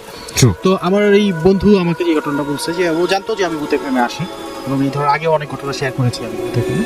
তো আমাকে একদিন কথা প্রসঙ্গে বললো যে আমাদের বাসায় আসিস, তোর সাথে একটা ঘটনা শেয়ার করবো এবং তোর ভালো লাগবে মনে হয়, তুই কারোর সাথে শেয়ার করবি না। বললাম যে আমি যদি ভূতে প্রেম করি, না আমি তোকে রিকোয়েস্ট করবো তুই বলিস না, আর যদি এখন তুই বলিস তাহলে আম্মুর পারমিশনটা নিয়ে নিস, যেহেতু ঘটনাটা আম্মুর সাথে এবং আমার ফ্যামিলির সাথে জড়িত। আমি বললাম ঠিক আছে। একদিন তো ওর বাসায় গেলাম, বাসায় যাওয়ার পরে ও বললো, খালাম্মাকে সালাম দেওয়ার পরে খালাম্মা ড্রয়িং রুমে বসছে, আমরা 3 জনই বসলাম।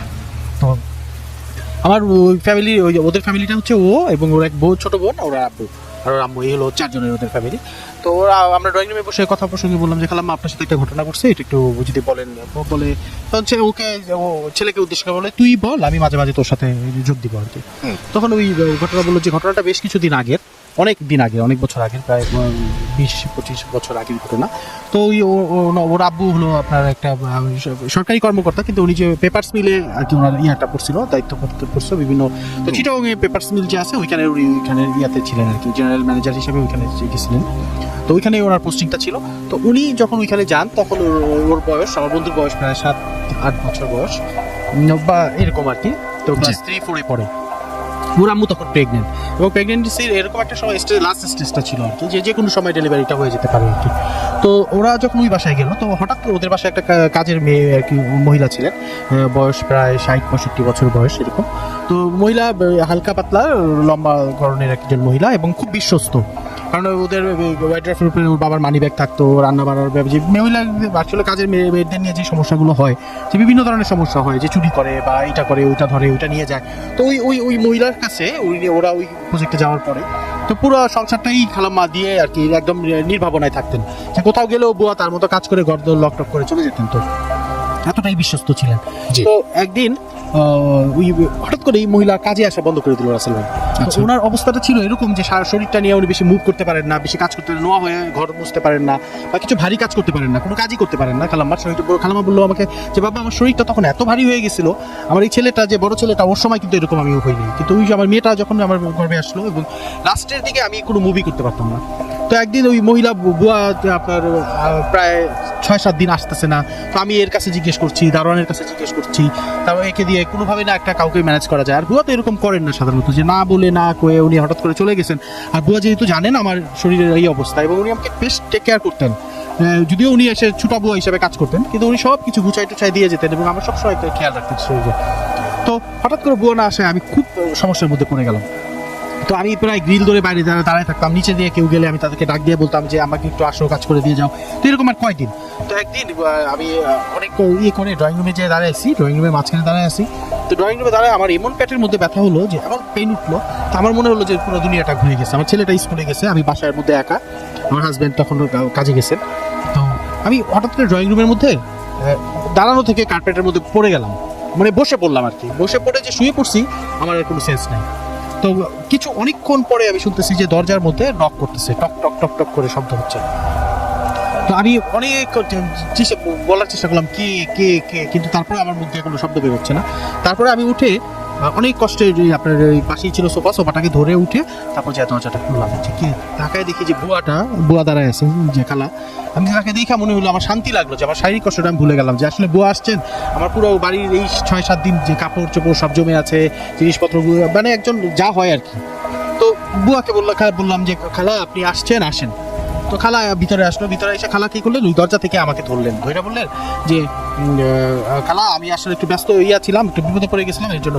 তো একটা জিনিস এখানে বলার রাসেল ভাই, উনি এই খালাম্মাকে ধরে মানে যে সোফাতে ড্রয়িং রুমের যে ওদের ডিবেন ছিল, ডিবেনের উপরে নিয়ে বসে গেল। খালাম্মা বললেন যে আমাকে এমন হালকাভাবে নিয়ে গেলেন যে আমি ওইটুক যাওয়ার পরটার কোনো কষ্ট বোধ করলাম না, মানে মনে হলো যে বাতাসের উপর দিয়ে উঠায় উনি নিয়ে গেলেন। খালাম্মা এগুলো বললেন। তো বসার পরে আমি ডিবানে চোখ বন্ধ করে বসলাম। বসার পরে খালা বলতেছে খালা আপনি চিন্তা করেন না, আমি কাজ করে দিচ্ছি সব কিছু, আপনি এখানে রেস্ট নেন। তো আমি চোখ বন্ধ করে আর কি শুয়ে আছি ডিবানের মধ্যে হেলান দিয়ে।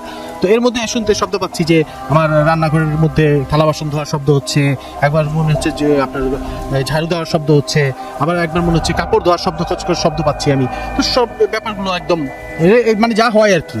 তো আমি তন্দ্রার মতো করে এগুলো শুনতেছি। তো কিছুক্ষণ পরে এই বুয়া আমাকে আস্তে আস্তে এসে ডাকতেছে। আমি হঠাৎ চোখ করে দেখি বুয়া ডাকতেছে, বলতেছে খালা এই পানিটা খান। এক গ্লাস পানি দিল রাসেল ভাই, মানে এক গ্লাসটা নিয়ে এসে বলো আপনি এটা খান। তো আমি পানিটা উঠা বললাম যে খালা আমি তো আপনার কাছে পানি চাই নাই। কয় যে না চাই।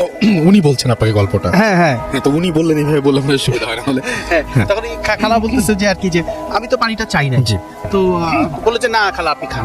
তো খালাম্মা বললো যে ঠিক আছে। তখন আমি উঠে বসে পানিটা হাতে নিলাম, নিয়ে একটু মুখে দেওয়ার পরে পানিটা আমার কাছে এমন ভালো লাগলো যে মনে হলো যে আমি এমন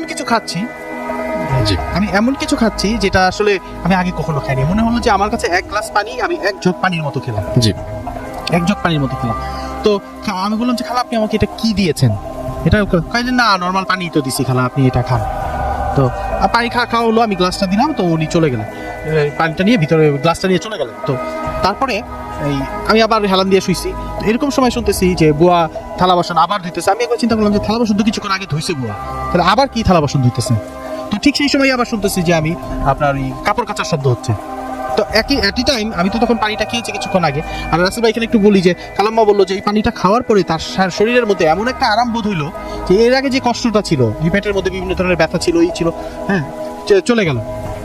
তো উনি করলেন কি, ওই শব্দ শুনে ওইখান থেকে উঠে আপনার রান্নাঘরের ডাইনিং স্পেসটার মধ্যে থেকে রান্নাঘরটা দেখা যায়। তো উনি তাকায় দেখলেন যে রান্নাঘরে ওই বুয়া কাজ করতেছেন, আপনি থালা বাসন ধুইতেছেন। তো উনি ঘুরে আবার ওনাদের যে পিছনের বারান্দা আছে, বারান্দার দিকে যখন যাচ্ছেন, ছেলের রুমের যে আপনার ওয়াশরুমটা আছে ওইখানে যেয়ে দেখেন যে বুয়া আপনার কাপড় কাচতেছেন। তো রাসেল ভাই চিন্তা করেন, একজন মহিলা একই টাইমে আপনার রান্নাঘরে আপনার থালা বাসন ধুইতেছেন, আবার উনি সেকেন্ড টাইম একই সাথে দুই জায়গায়। একই সাথে দুই জায়গায়। এবং খালামা বলতেছেন যে আমি এটা কি দেখলাম। তো যাই হোক, সেদিনের মতো ঘটনা এখানেই, বুয়া তারপর কাজ করে চলে গেছেন। আর আমি মনে করলাম যে আমি হয়তো ভুল দেখছি। তো রাতে যখন আমার হাজবেন্ড আসলেন, আইসা বললেন যে আমি তখন একটু ঘুমাই গেছিলাম, উনি এর মধ্যে আসছেন, হাজবেন্ড আসছে, আইসা বললো যে ছেলে তো ঘুমাচ্ছে, তুমি কি করতেছো? তো আমি বললাম যে আজকে আমি না, মানে উনি বলতেছেন। জি জি জি। তো উনি বলতেছেন যে আমি তো ঘুমাই গেছিলাম, বুয়া এসে কাজ করো। হ্যাঁ, তোমার ঘর দেখে আমি বুঝছি যে বুয়া আসছিল, যাক বুয়ার কি হয়েছে, মেয়ের কি একটা সমস্যা হয়েছিল। কারণ রাতে শোয়ার সময় আমি হাজবেন্ডকে বললাম, জানো একটা ঘটনা ঘটলো আজকে, আমি দেখলাম বুয়া একই সময়ে রান্নাঘরে কাজ করতেছে, আবার এক সময় দেখলাম যে সে কি বলে আপনার বাবুর ওয়াশরুমে এসে কাপড় কাচতেছে। তখন আমার হাজবেন্ড বলল, দেখো তোমার শরীরের অবস্থা বেশি একটা ভালো না, তুমি কি দেখতেছো না দেখতেছো এগুলো নিয়ে মাথা কামায়ো না, যে আল্লাহ করে আমি ঢাকায় ফোন করছি, আম্মারা আসতেছে, তারা তাড়াতাড়ি করো। পরের দিন রাসেল ভাই বললো যে উনি ঘুমাইছিলেন, খালাম্মা ড্রয়িং রুমেই ঘুমাইছিলেন, ওনার বেডরুমে ঘুমাইছিলেন। তো বুয়া এসে ওনাকে ডাকতেছেন। দরজা কিন্তু লক ছিল, রাসেল ভাই একটু মার্ক করেন যে দরজাটা কিন্তু বন্ধ, এবং বুয়ার ঢোকার কোনো ইয়ে নেই, ওনার হাজবেন্ডের কাছে চাবি আছে, কিন্তু বুয়া কিন্তু ঘরের ভিতরে ঢুকতে পারেন। উনি ওনাকে ডাকতেছেন যে খালা কাজ শেষ, বলতেছে খালা আজকে যেই কাজগুলো কি কাজ করবো। তো বুয়ারে আমি কিন্তু তখন বুয়ার দিকে তাকে বললাম যে ও বুয়া আসছেন, আচ্ছা কিভাবে আসলো না আসলো এগুলো আমি তখন খেয়াল করিনি। তো বুয়া আমাকে বললো যে খালা আমি কাজগুলি করি, আপনি এখানে এই নেন, আপনাকে একটা প্যাকেট দিল খালা আমার কাছে, একটা প্যাকেট গুলো এটা কি কয়, খালা এটা আপনার জন্য আনছি, আপনি একটু খান। কয় এটা কি, কয় আপনি আপনার জন্য আনছি, জান না একটু দেখেন কি। তো আমি ওই প্যাকেটটা খুলে, খালামা বলতেছি যে আমি প্যাকেটটা খুলে দেখলাম যে ওইটার মধ্যে তেঁতুল, আর কি যে পাহাড়ের ভাজে ভাজে যে তেঁতুল গাছ টাছ হয়, খুব ছোট আকারে, কিন্তু তেঁতুলগুলো অনেক মিষ্টি হয় বলে। তো খালামা বললো যে আস্তা তেঁতুলের খোসা সহ তেঁতুল, এক চোপ্পা তেঁতুল। তো তেঁতুলটা আমি বের করে বললো, খালা আপনি কিভাবে জানলেন যে আমার তেঁতুল খেতে ইচ্ছা করছে? আমি গত রাতেই চিন্তা করতেছিলাম যে আজকে আপনি আসলে একটু টাকা দিব, আপনি কিন্তু বাজার থেকে তেঁতুল কিনে এনে দিবেন আমাকে। খালা এই সময় মাদের কি খেতে হয় আমি কিন্তু জানি, আমি তো মা হয়েছি। তো আমি করলাম কি, একটা খালামা বলতেছে যে আমি একটা দুইটা তেঁতুল খুলে মুখে দিয়ে মনে হলো এত মিষ্টি যে আসলে নর্মাল তেঁতুলের মতো স্বাদ না ওই তেঁতুলের। তো উনি বললো যে খালা চলে গেলেন কাজে। তো কিছুক্ষণ পরে আমি এখানে শুয়ে আছি, হঠাৎ করে আবার গতকালকের মতোই আমি শুনতেছি যে বুয়া কিছুক্ষণ ঝাড়ু দিতেছে, কার্পেটের উপরে ঝাড়ু দিতেছে, তারপরে ওই যে রান্নাঘরে কাজ করতেছে, আবার আপনার বাথরুমে কাজ করতেছে। তো আমি হঠাৎ করে বললাম কি, এই কালকে যে দেখলাম বুয়াকে, আমার মনে পড়লো যে কালকে যে দেখলাম একসাথে দুই জায়গায় কাজ করে, একসাথে দেখি তো তাড়াতাড়ি। তো উনি রাসেল ভাই উঠে রান্নাঘরে যায় দাঁড়াইলেন, যারা দেখে যে বুয়া ঠিকই রান্নাঘরে ওই যে আপনার থালা বাসন ধুইতেছে, পানির কল ছাড়া কল ফুটতেছে, পানি পড়তেছে, উনি ধুইতেছে। আর ওনার দিকে তাকায় একটা হাসি দিল বুয়া, যে বুয়া আর কত করতে হাসি দিল। আমি আবার ঘুইরা যখন বাবুর বাথরুমটার মধ্যে গেলাম, যেখানে কাপড় দিতেছে, যা দেখি না ওইটা কিছু নাই, দরজাটা বন্ধ, ভিতরে কোনো কিছু। আমি বললাম ও আচ্ছা আমি তো ভুল দেখছি। আমি যখন আবার ওইখান থেকে ঘুরে ডাইনিং স্পেসের মধ্যে আসছি, ঠিক তখন ওই আপনার রান্না বাবুর বাথরুমটার মধ্যে থেকে কাপড় ধোয়ার শব্দ আসতেছে। তো আমি করলাম কি, ঘুরে আবার তাদের খালামা বলতেছে যে আমি ঘুরে আবার বাবুর বাথরুমে যখন গেছি, তো তখন দেখি যে বুয়া ওইখানে কাপড় ধুতেছেন, বসে আমার দিকে পিছন ফিরে বসে কাপড় কাচতেছেন। তো রাসেল ভাই একটার সাথে একজন মহিলাকে দুই জায়গাতে দেখাটা কিন্তু একটু নরমাল না, হ্যাঁ। আর ওই শরীরের অবস্থাটা যদি ওরকম থাকে, তো বুয়া তখন খালামা বলতেছে যে এটা দেখার পরে আমার কোনো হিতাহিত জ্ঞান নেই, আমি আবার আর কি কনফার্ম করার জন্য ইয়াতে আসছি, কি বলে রান্নাঘরে এসে দেখি যে বুয়া ওইখানে দাঁড়ায় আমার দিকে তাকায় একটা হাসি দিচ্ছে। এটা দেখার পরে আমি আর নিজেকে কন্ট্রোল করতে পারি না, তো আমি ওইখানে পড়ে গেছি। তো এরপরে আর কি সেই দিনই খালাম্মা বললেন যে ওনাকে হসপিটালে ভর্তি করা হয়েছে। ওনার হাজবেন্ড এসে দেখছেন উনি ফ্লোরে পড়ে রয়েছেন। তো আপনার ওনাকে হসপিটালে ভর্তি করা হলো, ওনার যে এই মেয়েটা হইলো আর কি, আমার যে ছোটো বোনটা হলো। তো উনি এরপরে ছেলেকে এই স্কুলে যখন গেছেন, আশেপাশে স্কুলের যে অন্য বাসায় কাজ করতেন বুয়া, তো তাদের সাথে কথা হওয়ার পরে তারা বললো যে বুয়া তো প্রায় 1 মাস একদিন ধরে আমাদের বাসায় আসেন না, আর কি অন্য যে বাসায় এগুলো কাজ করতেন কমিউনিটিতে, যে বাসাগুলোতে কাজ করতেন। তো তারা বললো যে 1 মাসে তো আসছে না। তো খালাম্মা বললো যে 15 দিন আগেও তো বুয়া আমার বাসায় কাজ করে গেলো, আমি হসপিটালে ভর্তি হওয়ার আগে। তো তারপরে ওনাকে হাজবেন্ডকে দিয়ে উনি এটা কই করালেন, অনেক খোঁজ খবর করে বুয়ার খবরটা নিলেন। তো খবর নিয়ে দেখলেন যে ওই বুয়ার যে একটা মেয়ে ছিল অটিস্টিক, তো ওই মেয়েটা এবং ওই বুয়া একটা বাস অ্যাক্সিডেন্টে মারা গেছে রাসেল ভাই। আচ্ছা। তো এই 1 মাস আগে তারা মারা গেছেন, 1 মাস ধরে কাজ করেছে। তার বাসায় কিন্তু একটা সাপোর্টটা দিছেন। জি তাহলে এই সাপোর্টটা কি দিল? জি এবং খালাম্মা আরেকটা জিনিস বললো যে আমার যে মেয়েটা হওয়ার পরে এইটাই হলো আমার কাছে খুব ভালো লাগছে যে আমি ওই ও তো আমার ছোট বোনের মতো বিয়ে হয়ে গেছে, ওর সাথে যখন স্কুলে কোনো ঘটনা ঘটতো,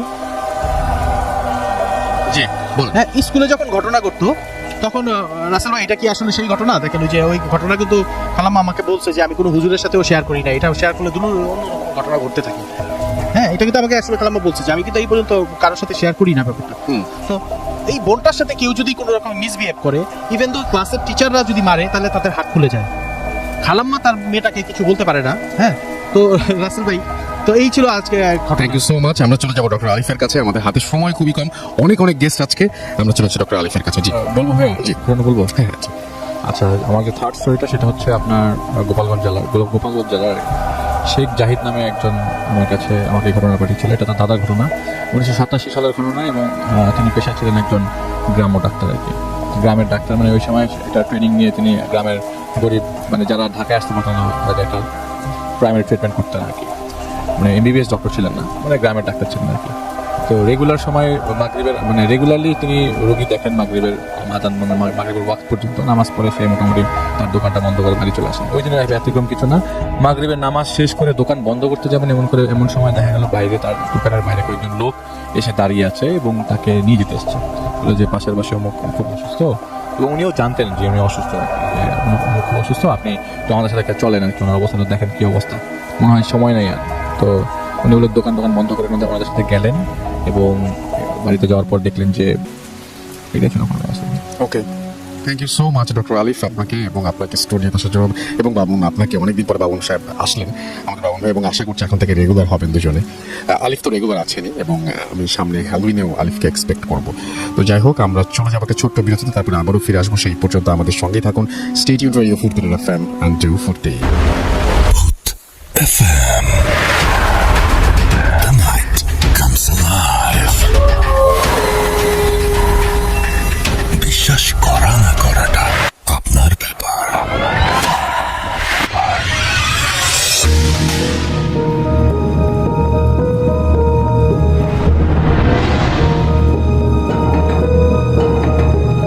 ওয়েলকাম ব্যাক, শুনছেন রেডিও ফুড FM, চলছে ভূত FM, এবং আমাদের সঙ্গে আছেন আমাদের আজকের অতিথিরা।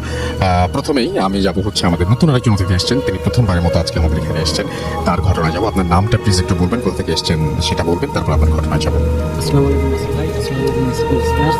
আমি এসেছি মিরপুর থেকে, আমি মোহাম্মদ হাসানুল হক। জি, চলে যাই আপনার ঘটনায়। ভাই আপনার জি,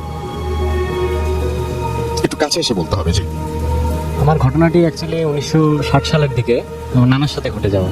জি। এই ঘটনাটি ঘটেছে আমাদের গ্রামের বাড়ি গাইবান্ধাতে। তো আমার নানার যে বড় ভাই ছিলেন, আমার সম্পর্কে বড় নানা হন, তার বিয়ের ঘটনা। তো যথারীতি আগে রাসেল ভাই আপনারা জানেন যে আগে তেমন গাড়ি ঘোড়ার ব্যবস্থা ছিল না, যার কারণে বরযাত্রীরা, মানে আমার নানার বড় নানার শ্বশুরবাড়িটা একটু দূরে হওয়ার কারণে বরযাত্রীরা ট্রেনে গেছিল। তো আস্তে আস্তে বিয়ে সম্পূর্ণ করতে করতে মোটামুটি অনেক রাত হয়ে যায়, যার কারণে পরবর্তীতে আস্তে আস্তে অনেক রাত। তো নতুন বউ নিয়ে তখন তার শ্বশুরবাড়ির লোকের আসতে দেয়নি। তাই আমার নানা স্বনামধন্য স্কুল টিচার ওই এলাকার, তো সে মানুষের বাসায় থাকতে পছন্দ করতো না। তো সে কী করলো, সে একা, মানে একটু রাগের মতো হয়ে একা একা চলে আসলো। তো শেষ ট্রেন ছিল রাত 12টায়, সেই ট্রেনে করে আমার নানা মানে আমাদের গাইবান্ধার উদ্দেশ্যে আসলো। তো আসার সময় রাসেল ভাই কোনো প্রবলেম হয়নি, সে ভালোভাবেই স্টেশনে নামে। সেই স্টেশন থেকে আমাদের নানা বাড়িতে প্রায় 3-4 কিলো রাস্তা হেঁটে যেতে হয়। সে তার মধ্যে রেল লাইন দিয়ে হাঁটতে হয় 2-3 কিলোর মতো, এরপরে কাঁচা রাস্তা দিয়ে হাঁটতে হয়। তো রাসেল ভাই ঘটনাটা হয় যখন স্টেশনে নামে, ট্রেনটা তাকে ক্রস করে, সে রেল লাইন দিয়ে হাঁটা শুরু করে বাড়ির উদ্দেশ্যে। তো কিছু দূরে যাওয়ার পর রাসেল ভাই, আমাদের ওখানে একটা রেল লাইনের পাশে একটা জায়গা আছে, যেটা আর কি মানে হাতের বাম পাশে পরে হচ্ছে শ্মশানঘাট এবং ডান পাশে পরে হচ্ছে বিল। তো আমার নানা করলো কি, সেই শ্মশানঘাটটা যখন ক্রস করবে তখন অনেক দূর থেকে খেয়াল করলো যে সেই শ্মশানঘাটের মধ্যে মানে কোনো একটা জিনিস ছায়ার মতো দেখা যাচ্ছে দূর থেকে, আচ্ছা আলোয়। সেই শ্মশানঘাটে এক পা দিয়ে রেখেছে এবং বিলের মাঝখানে আর একটা, মাঝখান দিয়ে রেল লাইনটা গেছে। তো রাসেল ভাই নানা তো দূর থেকে দেখে সে অনেক সাহসী লোক ছিল, যাই হোক সে তেমন ভয় না পেলেও তার কাছে তার স্মোকিং করার অভ্যাস ছিল, যার কারণে সে মানে অনেক দূর থেকে মানে সিগারেট ধরায়। তো তার কাছে 2-3টা সিগারেট ছিল রাসেল ভাই, সেটা মানে ওই জিনিসটার কাছে আস্তে আস্তে শেষ হয়ে যায়। পরবর্তীতে আমার নানা চিন্তা করে যে এবার তো আমাকে ধরবে, আমার আজকে মৃত্যু মানে কিছু একটা করবে। তো আমার নানা খুব ভয় পায় এবং রেল লাইনে বসে এখন আমাদের গ্রামের কথা, একটা গ্রামের মানুষের মধ্যে একটা কথা প্রচলিত আছে যে শয়তানের উপরে শয়তানি করলেও নাকি শয়তান সেটা ধরে না। তো নানা সেটা করলো, তার পরনে প্যান্ট ছিল, সেই প্যান্টটা খুলে মাথায় বাঁধলো। মাথায় বাঁধার পরে ভুট্টা মানে যেটা ছিল আর কি, যে জিনিসটা সেটা আর কি মানে চলে গেল এখান থেকে। সরাসরি ভাই সেখান থেকে নানা মানে প্রচণ্ড পরিমাণে ভয় পায় এবং সে মানে প্রায় অজ্ঞানের মতো অবস্থা, কিন্তু তার ভিতরে একটা চেষ্টা ছিল তাকে বাড়িতে যেতে হবে, যার কারণে সেখান থেকে সে দৌড় শুরু করে এবং দৌড় দিয়ে সে বাড়িতে এসে অজ্ঞান হয়ে যায়। তো সেদিন রাতে আমার নানার বাবা যিনি ছিলেন সে মানে মোটামুটি ওঝা টাইপের একজন কবিরাজ ছিলেন, যে আর কি মানে ঝাড়ফুঁক করাইতে পারত। তো যার কারণে মানে সে বাড়িতে এসে তার বাবা তাকে ঝাড়ফুঁক দিয়ে আর কি সেদিনের মতো সুস্থ করে তোলে। কিন্তু আসলে সেদিন রাতে যাওয়ার পরে পরবর্তী দিন যে রাতটা হয় সেটা হচ্ছে আমার নানা বিছানায় শুয়েছিল আর আমার নানার মা এবং বাবা তারা নিচে শুয়েছিল। তো গ্রামে যেটা হয় রাসেল ভাই, যে মানে ইয়াং বয়সের ছেলেপেলেরা তারা লুঙ্গি পরে এবং খালি গায়ে ঘুমায় গরমের দিনে। তো হারিকেন জ্বলছিল, এমন সময় রাসেল ভাই আমার নানা খেয়াল করলো দরজা দিয়ে মানে দরজা খোলা ছাড়াই দরজার ভিতর দিয়ে মানে কিছু একটা প্রবেশ করলো। মানে সেটা দেখতে একটা গরিলার মতো, সারা গা লোমশও ছিল সারা শরীরে। তো আমার নানা দেখে মানে তন্দ্রার মতো ছিল, তো মানে সে একটি হ্যালুসিনেশন বা যাই বলে মানে কাটানোর চেষ্টা করলো, কিন্তু সেই জিনিসটা একটু পরেই তার ঘাড়ের নিচ দিয়ে এক হাত এবং পায়ের নিচ দিয়ে এক হাত দিয়ে তাকে বিছানা থেকে তুলে ফেললো। তো তুলে ফেলার পরে নানা তখন মানে চিৎকার করার চেষ্টা করছে, নড়াচড়া করার চেষ্টা করছে, কিন্তু কিছু পারছে না, কোনো একটা কিছু তাকে আটকে রেখেছে, যার কারণে সে মানে ওই কাজ মানে চিল্লাচিল্লি করতে পারছে না। পরে সেই জিনিস যখন তাকে অনেকটা দূরে মানে দরজার কাছে নিয়ে গেছে, তখন আর কি আমার নানা একটা জোরে চিৎকার দেয় এবং তার মা বাবার গায়ের উপর পড়ে যায় আর কি সেই দিন। তো সেই জিনিসটা তাকে ফেলে রেখে চলে যায় এবং এই জিনিসটা লোমশ মানে এই জিনিসটা আমার নানার মা বাবা সবাই দেখেছে যে ওটা হচ্ছে মানে যে লোমগুলো ছিল সেগুলো পরের দিন সকালে আমার নানার গায়ে পাওয়া যায় কালো বিড়ালের মতো লোম। তো এখান থেকে আর কি ঘটনাটা মানে সবাই বিশ্বাস করে এবং এই ছিল আমার ঘটনা। কি ছিল এটা কি পরে জানা যায়নি না ওটা? না ওইটা পরে আচ্ছা, থ্যাংক ইউ সো মাচ। আমরা চলে যাবো আমাদের পরবর্তী অতিথির কাছে। আপনার নামটা প্লিজ একটু বলবেন, আপনি কোথা থেকে এসেছেন সেটা কাইন্ডলি আমাকে একটু বলবেন, তারপরে আপনার ঘটনায় যাবো। জি, আসসালামু আলাইকুম রাসেল ভাই। আসসালামু আলাইকুম রাসেল ভাই। আমি মোহাম্মদ রবিউল ইসলাম, এসছি মিরপুর 1 থেকে। তো রাসেল ভাই, আজকে আমি যে ঘটনাটা শেয়ার করব এটা আমার মায়ের মুখ থেকে শোনা। এটা ঘটেছিল মাদারীপুর জেলার কোনো একটি গ্রামে আর কি। তো সরাসরি আমি ঘটনা চলে যাচ্ছি। তো রাসেল ভাই, আপনি জানবেন এখনও যে এলাকার ঘটনাটা আমি শেয়ার করবো, এখনও সে এলাকায় আসলে বিদ্যুতের অবস্থা অতটা ভালো না। তো ঘটনা ঘটেছিল আজ থেকে প্রায় 40 থেকে 45 বছর আগে। তখনকার অবস্থা তো অনুমানই করা যায়, যেহেতু এখনকার অবস্থা বোঝা যায় তখনকার অবস্থা কী ছিল। তো তারা আমার যে বাড়িতে ঘটনা ঘটে, তো আমার নানা বাড়ি থেকে তার কয়েকটা বাড়ি পরে আর কি যে বাসার ঘটনা এটা। তো তারা বাসা ছিল হাজব্যান্ড অ্যান্ড ওয়াইফ, যাদের বয়স ছিল 60 ঊর্ধ্ব আর কি, 60-70 বছর বয়স। তো তাদের ছেলে মেয়েরা তখন ঢাকাতেই থাকতো এবং বাসাতে তারা দুজনেই থাকতো। তো এমনই এক রাতে, আনুমানিক রাত 12টা থেকে 1টার দিকে, তো স্বাভাবিকভাবে তার হাজব্যান্ড মারা যায় আর কি। তো স্বামী মারা যাওয়ার পরে যেহেতু অনেক রাত এবং তখন তো যোগাযোগ ব্যবস্থা এতটা আধুনিক ছিল না যে কাউকে ফোন দিয়ে আনবে বা ডেকে আনবে, আর বাড়ির ডিস্টেন্সটাও ছিল অনেক বেশি আর কি, একটা বাড়ি থেকে একটা বাড়ি প্রায় অনেকটা দূর। তো সে তার হাজব্যান্ডের লাশটাকে মানে মাঝের ঘর থেকে নিয়ে সামনের যে বারান্দার মতো যে অংশটা সেখানে রেখে সে একটা চাদর দিয়ে ঢেকে ওই পাশে বসে কান্না করতেছিল আর কি, বিলাপ করে কান্না করে যেটা বলে আর কি এক কথায়। তো বিলাপ করে কান্না করতেছিল সে। আসলে যদিও তার স্বামী, তারপর ভয় বলতে আসলে কিছু ছিল না, কিন্তু তার মূলত বিলাপ করে কান্নাকাটি করতেছিল। এক মুহূর্তে যেটা হয় আর কি, সে হঠাৎ করে শুনতে পায় কেউ সে তার দরজায় ঠক ঠক করে আর কি টোকা দিচ্ছে। তো প্রথমে করে ডাক দিয়ে বললো যে ভাবি দরজাটা খোলেন, আপনার কান্নাকাটিতে তো আর বাসায় থাকতে পারলাম না, চলে আসলাম। তো কী হয়েছে? তো সে আসলে কোনো রকম চিন্তা না করেই, যেহেতু তার ভিতরে একটা ভয় ছিল এবং তার হাজব্যান্ডও মারা গিয়েছে, সে উঠে গিয়ে দরজাটা খুলে দেয় একটা ডাকের পরে। তো তারা বলে যে তোমার কান্নাকাটিতে তোর বাসায় থাকতে পারলাম না, চলে আসলাম তাই। তো চলো ঘরে চলো, কী হয়েছে দেখি। তো গিয়ে দেখে যে লাশটা সরে রাখছে সামনের রুমে। তো বলে যে ঠিক আছে, বসলো। নর্মালি বসার পরে তারা যে দুজন আসছে হাজব্যান্ড ওয়াইফ, তারাও সে তাকে চিনে আর কি, মহিলা চিনতেছে যে পাশের বাড়ির ভাবি আর ভাই আসছে আর কি। তো বলে, তোরা বলতেছে যে কীভাবে মারা গেলো ভাবি? তো বললো নর্মালি মারা গেছে। তো তারা কান্না করতেছিল এবং পাশে দুজন হাজব্যান্ড ওয়াইফ যে দুজন আসছে আসল ভাই, তারা দুজন দুই পাশে গিয়ে বসছে লাশের এবং ওনাকে বলতেছে যে ভাবি তুমি তো কান্নাকাটি করতেছো, কিছু সময় খাওয়া দাওয়া করো নাই, তো তুমি এক কাজ করো, তুমি একটু শুয়ে থাকো পাশে।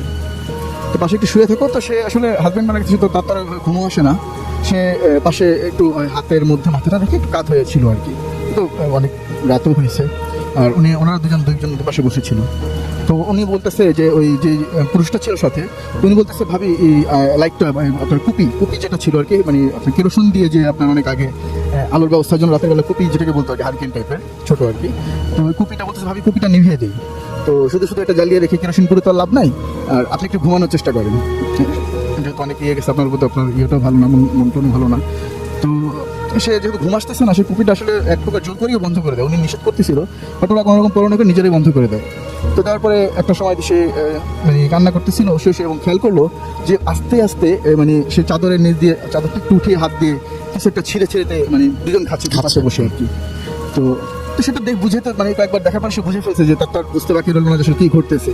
সে খুবই ভয় পেয়ে গেল এবং মানে এখন যে সে বের হবে বা কী করবে, কোনো আলোর ব্যবস্থা তো নাই।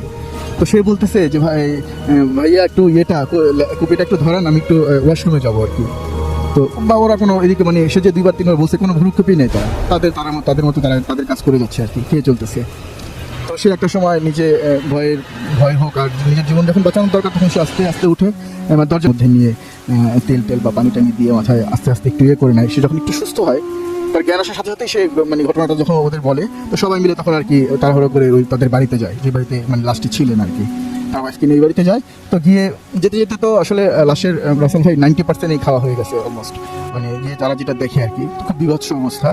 তো তারপরে তারা নর্মালি সকালবেলা সেটাকে জানাজা দিয়ে দাফন করা হয় আর কি রাসেল ভাই। তো এই ছিল আমার ঘটনা, এটা আমার আম্মুর কাছ থেকে শুনেছি। তো আমি বলতে পারি যে 100% সত্য ঘটনা আর কি। Thank you so much, thank you, আপনাকে অনেক ধন্যবাদ। আমরা ছোট্ট একটা বিরতিতে যাবো, বিরতির পরে আবারও ফিরে আসবো। সেই পর্যন্ত আমাদের সঙ্গে থাকুন। Stay tuned for your food therapy FM and do food day. FM. The night comes alive. বিশ্বাস করা না করাটা আপনার ব্যাপার।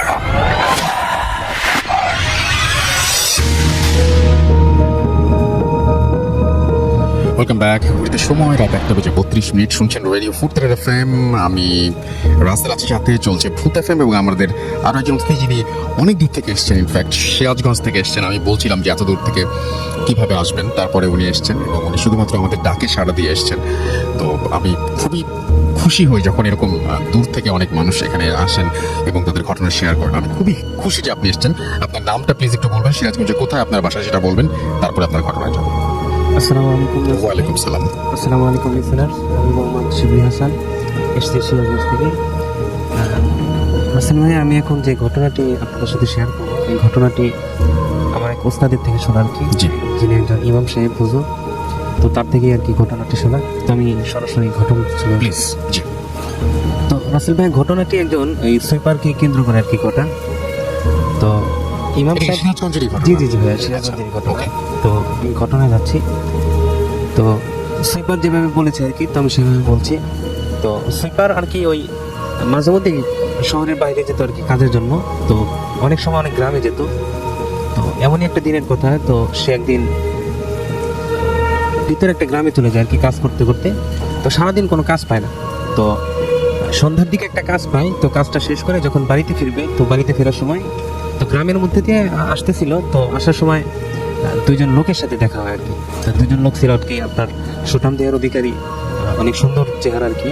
তো দুজন লোক তো এই সুইপারকে দাঁড় করায় যে ভাই আমাদের বাড়িতে তো অবস্থা একটু খারাপ, তো আপনি যদি আমাদের সাথে আজকে যেতেন এবং আমাদের কাজটা করে দিয়ে আসতেন তো খুব ভালো হতো। তো সুইপার বললো যে আমি তো আজকে অনেক কাজ করেছি, তো আজকে আমি খুব ক্লান্ত, তো আপনি যদি ঠিকানাটা দিতেন তো আমি আগামীকাল এসে আপনাদের কাজ করে দেবো। তো সেই দুইজন লোক সুইপারকে বললো যে আসলে আমাদের তো দিনের বেলা আমরা থাকি না, তো আপনি যদি রাতে আমাদের সাথে গিয়ে একটু কাজটা করে দিয়ে আসতেন তো আমাদের খুব উপকার হতো আর কি, ভালো হতো। তো আপনি যে পারিশ্রমিক দেন আমরা আপনাকে দ্বিগুণ পারিশ্রমিক দিব। তো অনেক অনুরোধ করার পরে তো সুইপার রাজি হয় আর কি তাদের সাথে যাওয়ার জন্য। তো যখন সুইপার রাজি হয় তখন সুইপারকে নিয়ে ওই দুই লোক মানে হাঁটতে শুরু করে। তো রাস্তা থেকে নেমে ওই গ্রাম অঞ্চলে যে ক্ষেতগুলো থাকে, তো ক্ষেতের আইল ধরে তিনজন হাঁটতে শুরু করে। তো অনেকক্ষণ হাঁটার পরে যখন একদম মাঝ বরাবর চড়ার মধ্যে চলে আসে, তো তখন দেখে যে ছোট্ট একটা বাড়ি একটা গাছের নিচে। তো তখন দুজন লোক বাড়ির ভিতরে যায় এবং ভিতর থেকে এসে তো সুইপারকে নিয়ে যায়, নিয়ে ওই তাদের যে টয়লেটটা আছে তো টয়লেটটা দেখা দেয় যেখানে আপনাকে কাজ করতে হবে। তো সুইপার তার যে ভাষ্য, তো সে ভিতরে যায়, ভিতরে যাওয়ার পরে টয়লেটের ভিতরে যায় এবং টয়লেটে যে টাঙ্কি থাকে, তো টাঙ্কি যখন উঠায়, তো উঠানোর পরে যে গন্ধটা তার নাকে আসে, তো সে বলে যে আসলে মানুষের, আমি তো অনেক মানে টয়লেট পরিষ্কার করতে থাকি, অনেক কাজ করে থাকি, তো এতদিন যে টয়লেটগুলো পরিষ্কার করছি, মানে তাদের যে একটা গন্ধ আর এই বাসার যে একটা গন্ধ একদম ব্যতিক্রম গন্ধ। তো সে আর কি নর্মালি নিয়ে কাজটা শেষ করে, কাজ শেষ করার পরে যখন তাকে পারিশ্রমিক দেওয়া হয়, তো তখন রাত্রে অনেক প্রায় দেড়টা 2টার মতো বাজে। তো তখন সুইপার তাদেরকে অনুরোধ করে যে ভাই যদি আজকে রাতটা আমাকে এখানে থাকতে দিতেন, তো আগামীকাল সকালে আমি বাসায় চলে যেতাম। তো তারা আর কি তাকে কোনো রকম বারান্দায় একটা পার্টি বাইরে থাকতে দেয় আর কি। তো তারপরে যেটা হয় রাসেল ভাইয়া, যে সকাল হওয়ার পরে, তো সুইপার যখন ঘুম থেকে জাগ্রত হওয়ার পরে দেখতে পায় যে সে একটা ক্ষেতের আইলে শুয়ে আছে। আসলে কোনো বাড়িতে যে রাতে যে একটা বাড়িতে শুয়ে আছে, সে বাড়িটার নাই, ক্ষেতের আইলে শুয়ে আছে। তো সে সেটাও নর্মালি নেয় যে হয়তো আমারই ভুল ছিল বা ঘুমের মাঝে আমি বের হয়ে চলে আসছি। তো তারপর সে বাড়িতে যায়। তো এর মাসখানেকের মধ্যে আর কোনো ঘটনা হয় না। তো মাস দেড়েকের পরে, তো এই যে একদিন এই কাজ করে ফিরতে সন্ধ্যা হয়। তো আরো 2-1 লোক ওই যে এরকম ভাবে তাকে আর কি রাস্তার মধ্যে দাঁড় করায় যে ভাই আমাদের একটা কাজ করে দিতে হবে, তো আপনি যদি আমাদের সাথে যেতেন। তো এর পূর্বের যে ঘটনাটি ঘটে, তো এই ঘটনা অনুযায়ী সে আর যেতে চায়। তো বলে যে আপনাদের যদি ঠিকানা দিতেন তাহলে আমি আপনাদের বাড়িতে গিয়ে কাজ করে দিয়ে আসতাম। তো তারাও ছাড়ে না, তো সেও কাজ করতে চায় না আর কি। তো সে সুইপার বাড়িতে চলে আসে। তো সেদিন রাত মাসকলকে জানাজা দেওয়া হচ্ছে আমার রুমের উপরেই। তো ওই দিন আমি বাবাকে কন্টিনিউসলি ডেকে যাচ্ছি, বাবা উঠছে না, মাকেও ডাকছি। Radio Fupi 88 FM.